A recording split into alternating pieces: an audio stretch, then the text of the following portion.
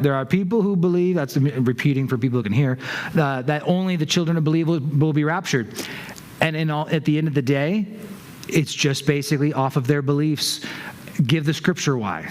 And it's hard because there's no real scripture why. If I had to give a hunch, 1 Corinthians 7 talks a little bit about children being sanctified by the believing parent. I think that has to do more with practical, like by having one believing parent at least, they're going to have that influence of sanctifying, making more holy. I think it's more of a practical thing, not like a supernatural.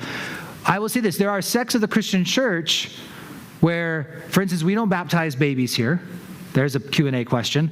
But because we believe in a believer's baptism, that Christians should get baptized, and you can't become a Christian until you're a believer, well, what happens to the babies then? Well, I think God's not going to hold them accountable. But we believe at some age, people become accountable, and there's no way to pinpoint that exactly. So this is multiple Bible questions coming into one. I'm going to make sure I don't lose yours, but backtracking a little too.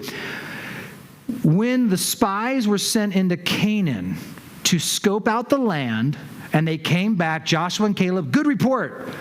Everyone else, bad report, we shouldn't go in. That generation dies in the wilderness. Everyone was held accountable for the decision, those under the age of 20. It was actually all teenagers and younger were able to go into the promised land. So they were getting married at that age. But it was interesting that 19 and younger were not held accountable for that decision. That's a very gracious age of accountability. But hey, I would love God to use the gracious number.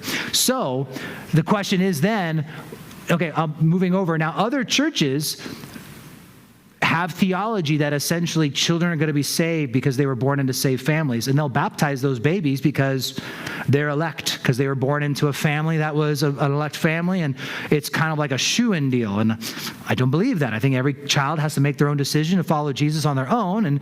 And I was baptized as a little kid, and I got baptized again as an adult when I became a believer. I was raised Presbyterian. There's people who baptize babies. So it's one of those things. It's regardless. So you see how some people believe you're kind of saved because you're from a believing family. So then that would create the opposite idea that, well, then those from unbelieving families aren't saved, so therefore they wouldn't be raptured. I just think kids are kids, and people old enough for accountability are old enough for accountability. So there's your division.